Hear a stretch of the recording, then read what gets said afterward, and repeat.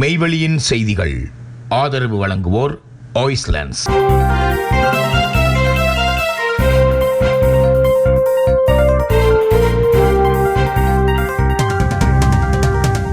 வணக்கம்.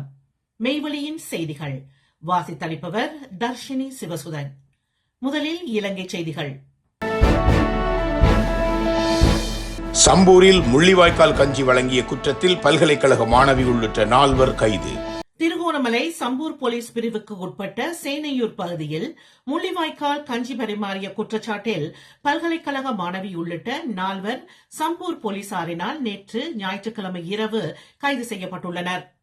40 வயது சமூக செயற்பாட்டாளர் கமலேஸ்வரன் விஜிதா, 22 வயதான பல்கலைக்கழக மாணவி கமலேஸ்வரன் தர்மிளா, 40 வயதுடைய சமூக செயற்பாட்டாளர் செல்வ வினோத்குமார் சுஜானி, பிரதேச சபை முன்னாள் உறுப்பினர் நவரத்ன ராஜா ஹரிஹரகுமார் ஆகியோரே கைது செய்யப்பட்டுள்ளனர். தமிழின படுகொலை நினைவேந்தல் வாரத்தின் ஆரம்ப நாளான நேற்று முள்ளிவாய்க்கால் கஞ்சி வழங்கிய பெண்ணொருவரை சம்பூர் ஆண் போலீசார் வீட்டிற்கு சென்று மிகவும் கீழ்த்தனமான முறையில் இழுத்துச் சென்றுள்ளனர். இதுகுறித்த காணொலிகள் சமூக ஊடகங்களில் வெளியாகியுள்ளன. இதனிடையே எதிர்வரும் 14 நாட்களுக்கு முள்ளிவாய்க்கால் தமிழின படுகொலையை நினைவு கூறும் வகையில் திட்டமிடப்பட்டுள்ள எந்தவொரு நிகழ்வுகளையும் தடை செய்யும் நீதிமன்ற உத்தரவையும் மூதூர் நீதவான் நீதிமன்றில் போலீசார் பெற்றுக் கொண்டனர். தமிழர் தாயகம் தமிழின படுகொலை நினைவேந்தல் வாரம் வடக்கு கிழக்கு உள்ளிட்ட பகுதிகளில் நேற்று ஆரம்பிக்கப்பட்டுள்ள நிலையில் இந்த கைது நடவடிக்கைகள் இடம்பெற்றுள்ளன. நீதிமன்றின் உத்தரவுக்கு அமையவே குறித்த அனைவரும் கைது செய்யப்பட்டுள்ளதாக தெரிவிக்கப்பட்டுள்ளது. தமிழ் பொது வேட்பாளரை நிறுத்தினாலும் சிங்களவர்தான் ஜனாதிபதி, ஸ்ரீதரன் தெரிவிப்பு. தமிழ் பொது வேட்பாளரை நிறுத்தினால் என்ன, நிறுத்தாவிட்டால் என்ன? சிங்கள வேட்பாளர் ஒருவர்தான் ஜனாதிபதியாக வர முடியும், தமிழர் வர முடியாது என இலங்கை தமிழரசு கட்சியின் நாடாளுமன்ற உறுப்பினர் எஸ். ஸ்ரீதரன் தெரிவித்தார். திருகோணமலை ஈச்சிலம்பெற்று பகுதியில் நேற்று இரவு இடம்பெற்ற மக்கள் சந்திப்பின் பின் ஊடகங்களுக்கு இதனை அவர் தெரிவித்தார். கொள்கைகளை வைத்து வேட்பாளரை நிறுத்தலாம். இது தொடர்பில் கட்சியின் மத்திய குழு கூட்டம் எதிர்வரும் 19ஆம் தேதி வவுனியாவில் இடம்பெறவுள்ளது. இது தொடர்பில் ஆராய்ந்தும் ஆலோசனைகளை பெற்றும் முடிவுகளை எடுப்போம். மாவட்ட கிளை மத்திய செயற்குழு தொடர்பில் ஆராய்ந்து இந்த முடிவுகளை எடுக்கலாம். கட்சி நிலவரங்கள் மற்றும் மக்களுடைய பொருளாதார நெருக்கடிகள் தொடர்பில் ஜனாதிபதி தேர்தல் தொடர்பிலும் கட்சி தொண்டர்களுடனும் முன்னைய நாள் பிரதேச சபை உறுப்பினர்களுடனும் கலந்துரையாடலை ஆரம்பித்து மகிழ்ச்சிகரமாக முடிவு செய்துள்ளோம் என்று அவர் கூறினார். வெளிநாட்டு குடியுரிமை பெற்ற ஏனைய அமைச்சர்கள் தொடர்பில் வெளியான தகவல் தமிழ் உறுப்பினர்கள் இருப்பதாகவும் சுட்டிக்காட்டப்பட்டுள்ளது. மேற்கு மற்றும் ஐரோப்பிய நாடுகளின் குடியுரிமை பெற்ற அமைச்சர்கள் சுமார் 10 பேர் மற்றும் அரசு சேவையில் உயர்நிலை அதிகாரிகள் சுமார் 200 பேர் காணப்படுவதாக அரசியல் வட்டாரங்களில் இருந்து தகவல்கள் கசிந்துள்ளதாக கொழும்பிலிருந்து வெளியாகும் பிரதான சிங்கள நாளிதழ் ஒன்று செய்தி வெளியிட்டுள்ளது. அதன்படி அமைச்சர்களுள் அநேகமானோர் தமிழர்கள் எனவும் அச்செய்தியில் சுட்டிக்காட்டப்பட்டுள்ளது. வெளிநாடுகளில் குடியுரிமை பெற்றுள்ள ஏனைய அமைச்சர்களுக்கு எதிராக எதிர்வரும் நாட்களில் மனு தாக்கல் செய்ய எதிர்பார்த்துள்ளதாக சில சிவில் அமைப்புகள் நேற்று தெரிவித்திருந்தன. இவர்களின் குடியுரிமை தொடர்பில் இதுவரையில் எவரும் கேள்வி எழுப்பவில்லை எனவும் தெரியவந்துள்ளது.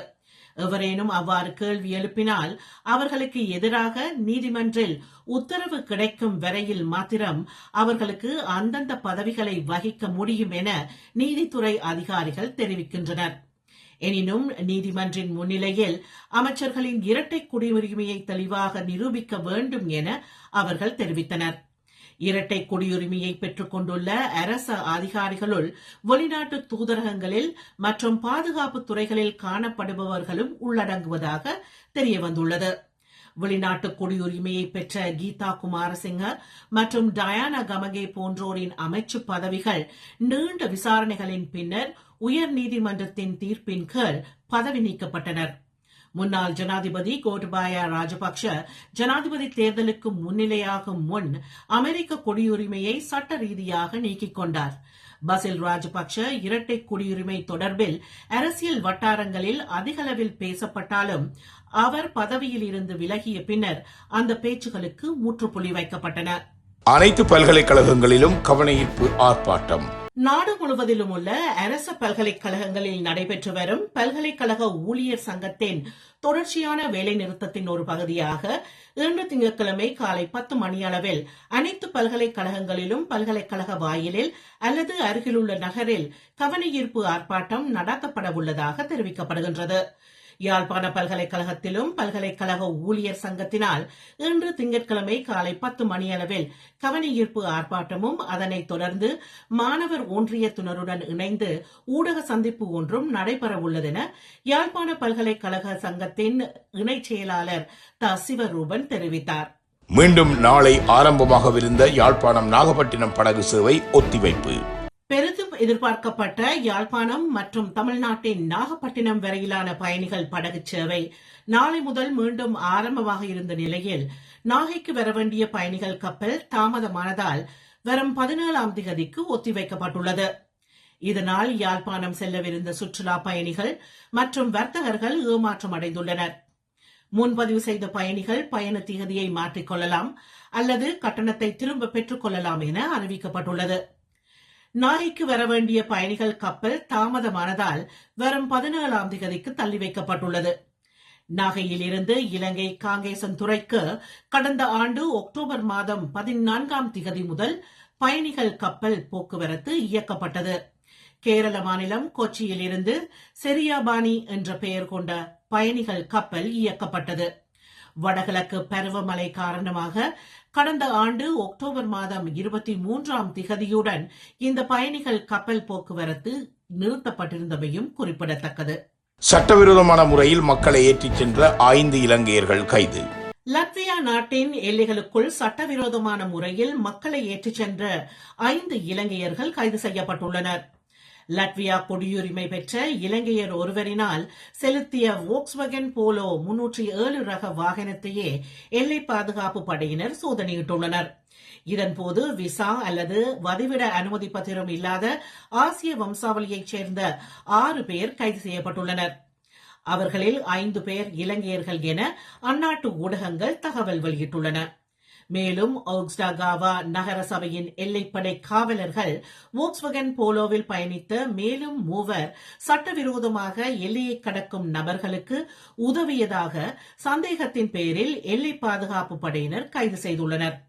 அதற்கமைய தெரிந்தே ஒருவருக்கு சட்டவிரோதமான முறையில் லட்வியாவில் குடியேற சந்தர்ப்பம் வழங்கியமைக்காக இந்த இலங்கை பிரஜைகளுக்கு எதிராக குற்ற வழக்குகள் தாக்கல் செய்யப்பட்டுள்ளதாக தெரிவிக்கப்படுகின்றது.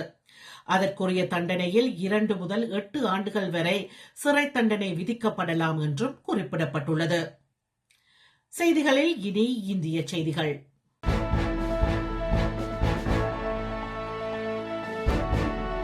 புலம்பெயர்ந்த தமிழரிடமிருந்து பணம் பெறும் சீமான், ஜெய சரவணன் குற்றச்சாட்டு.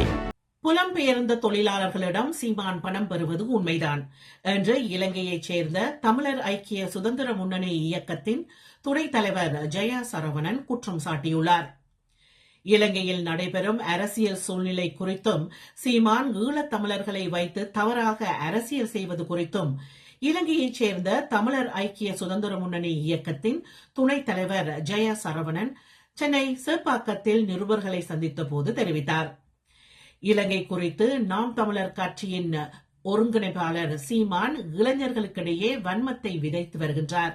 கோபத்தை ஏற்படுத்தி போர்க்குணத்துடன் அரசியல் செய்து வருகின்றார். அது உணர்ச்சி பூர்வமாக இல்லாமல் அறிவியல் பூர்வமான அரசியலாக இருக்க வேண்டும் என தெரிவித்தார். போர் வேண்டாம் என்பதற்காக நான் பேசி வருகிறேன். போரை நாங்கள் நேரடியாக சந்தித்தோம். ஆதரவு கொடுப்பவர்கள் கள சூழலை புரிந்து கொள்ள வேண்டும். தனி ஈழ கோரிக்கை பிரபாகரனால் முடியாமல் போனது. பிரபாகரன் இறந்து விட்டதில் அதனை அடையாளம் காட்டிய கருணாகரன் உறுதியாக இருக்கிறார். தற்போது இந்திய அரசு இலங்கையில் தமிழர்கள் வசிக்கும் பகுதியில் 50,000 வீடுகளை கட்டிக் கொடுத்து இருக்கின்றார்கள். ஆனால் இலங்கையில் நடக்கும் பிரச்சனையை முழுமையாக இந்திய அரசு கவனிக்கவில்லை. இலங்கையின் இறுதிப் போரின் போது இந்தியா நினைத்திருந்தால் தடுத்திருக்கலாம், ஆனால் செய்யவில்லை. தற்போது இலங்கை அரசியல் சூழ்நிலையில் இலங்கையின் பொருளாதாரத்தை அதிகரிக்க யார் உதவியாக இருப்பார்களோ அவர்களுக்கு ஆதரவு அளிப்போம். கச்சதீவு விவகாரம் குறித்து 2 அரசுகள்தான் தீர்மானிக்க வேண்டும். அரசியல் கட்சிகள் அல்லது அமைப்புகள் பேசினால் தீர்வு காண முடியாது. துவாரகா பெயரில் வெளியான வீடியோ உண்மையில்லை. சீமான் பேசி வரும் கருத்துக்கள் தொடர்பாக அவரை சந்தித்து வலியுறுத்துவோம். சிங்கள அமைப்புகள் சீமானுக்கு எதிராக உள்ளது. புலம்பெயர்ந்த தொழிலாளர்களிடம் சீமான் பணம் பெறுவது உண்மைதான். இவ்வாறு அவர் தெரிவித்தார். இன்றுடன் வாக்குப்பதிவுகள் நிறைவடைகின்றன. இந்தியாவில் 7 கட்டங்களாக மக்களவைத் தேர்தல் இடம்பெற்று வரும் நிலையில் 4ஆம் கட்ட தேர்தல் இன்று நடைபெறவுள்ளது. ஆந்திரா, தெலுங்கானா, உத்தரப்பிரதேசம், மராட்டி, மேற்கு வங்காளம், மத்திய பிரதேசம், பீகார், ஒடிசா, ஜார்க்கண்ட், ஜம்மு காஷ்மீர் ஆகிய மாநிலங்களில் 96 தொகுதிகளில் வாக்குப்பதிவுகள் இடம்பெறவுள்ளன. இந்த தேர்தலில் 170 பெண்கள் உட்பட மொத்தம் 717 வேட்பாளர்கள் போட்டியிடுகின்றனர். வாக்குப்பதிவுகளுக்கான அனைத்து ஏற்பாடுகளையும் தேர்தல் ஆணையம் தயார் நிலையில் வைத்துள்ளதாக இந்திய ஊடகங்கள் செய்தி வெளியிட்டுள்ளன. மேலும் அனைத்து வாக்குச்சாவடிகளிலும் பாதுகாப்பு பலப்படுத்தப்பட்டுள்ளதாக தெரிவிக்கப்படுகின்றது. 4ஆம் கட்ட வாக்குப்பதிவுகள் நிறைவடைந்ததை அடுத்து குஜராத் மாநிலம் சூரத் தொகுதியை தவிர்த்து தேர்தல் இடம்பெறும் 542 தொகுதிகளில் 379 தொகுதிகளில் இன்றுடன் வாக்குப்பதிவுகள் நிறைவடைகின்றன. இதன் பின்னர் 163 தொகுதிகளில் மாத்திரமே வாக்குப்பதிவுகள் இடம்பெறவுள்ளன. எதிர்வரும் 20ஆம் திகதியன்று 49 தொகுதிகளிலும் 25ஆம் திகதியன்று 57 தொகுதிகளிலும் வாக்குப்பதிவுகள் இடம்பெற உள்ளதுடன் ஜூன் மாதம் 1ஆம் திகதியன்று 57 தொகுதிகளில் வாக்குப்பதிவுகள் இடம்பெற்றதை அடுத்து ஜூன் மாதம் 4ஆம் திகதி வாக்குகள் எண்ணப்பட்டு முடிவுகள் அறிவிக்கப்படும் என தெரிவிக்கப்படுகின்றது. செய்திகளில் தொடர்வன உலகச் செய்திகள்.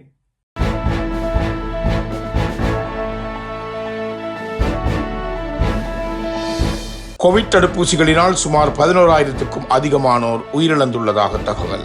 கோவிட் வைரஸ் பரவலானது உலகளாவிய ரீதியில் பல மரணங்களை ஏற்படுத்தியது.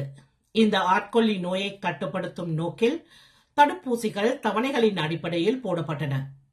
இந்த தடுப்பூசிகள் கோவிட் வைரஸை ஓரளவு கட்டுப்படுத்தியது என்றாலும் நிறைய பேருக்கு இதனால் பக்க விளைவுகள் ஏற்பட்டன என்றும் கூறப்பட்டது. இதேவேளை கோவிட் வைரசுக்காக செலுத்தப்பட்ட தடுப்பூசிகளினால் சுமார் 11,000க்கும் அதிகமானோர் உயிரிழந்துள்ளதாக தெரியவந்துள்ளது. 2023ஆம் ஆண்டிற்கான ஐரோப்பிய மருந்துகள் முகமை வெளியிட்ட தகவல்களே இவ்வாறு கூறுவதாக கனடா மிரர் என்ற மின்னிதழ் பத்திரிகை செய்தி வெளியிட்டுள்ளது. அதன்படி ஃபைசர் தடுப்பூசி செலுத்தப்பட்ட 8,000 பேர் உயிரிழந்துள்ளதுடன் ஆஸ்ட்ராசெனகா தடுப்பூசி செலுத்தப்பட்ட 15,000 பேர் உயிரிழந்துள்ளனர்.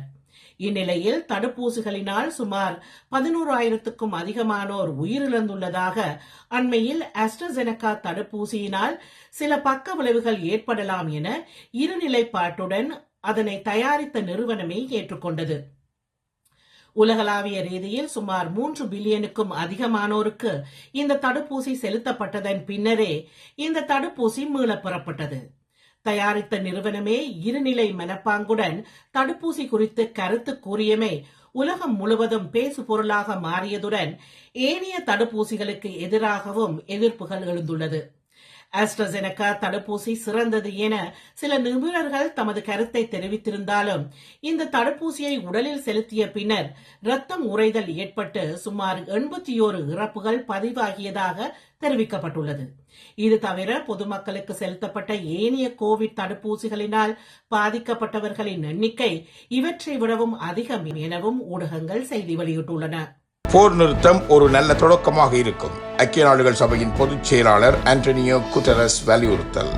காசா மீது இஸ்ரேல் தொடுத்த போர் 7 மாதங்களை தாண்டியும் தொடர்ந்து நடைபெற்று வருகிறது. இந்த போரில் காசா தரப்பில் இதுவரை சுமார் 35,000 பேர் பலியாகியுள்ளனர். எனவே போரை நிறுத்தக் கோரி ஐநா மற்றும் உலக நாடுகள் பலவும் வலியுறுத்தி வருகின்றன. அதேபோல் வெளிநாடுகளில் உள்ள பலஸ்தீன ஆதரவாளர்கள் இஸ்ரேலுக்கு எதிர்ப்பு தெரிவித்து போராட்டம் நடத்தி வருகின்றனர். இதற்கிடையே போரை நிறுத்துவது குறித்த பேச்சுவார்த்தையில் ஈடுபட இஸ்ரேலுக்கு அமெரிக்கா அழைப்பு விடுத்திருந்தது.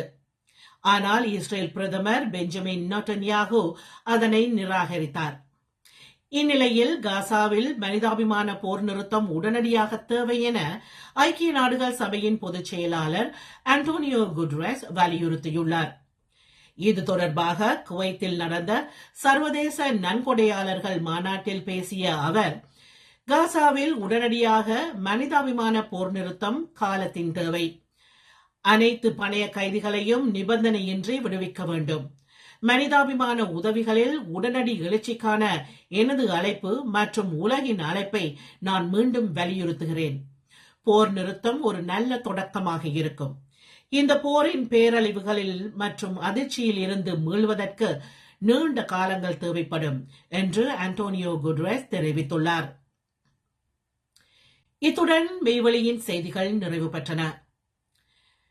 தொடர்ந்தும் மேலதிக செய்திகளை பார்வையிட www.மெய்வெளி.com என்ற இணையதளத்தை பார்வையிடுங்கள். மேலும் மெய்வெளி ஆப்பையும் பதிவிறக்கம் செய்து கொள்ளுங்கள். வணக்கம்.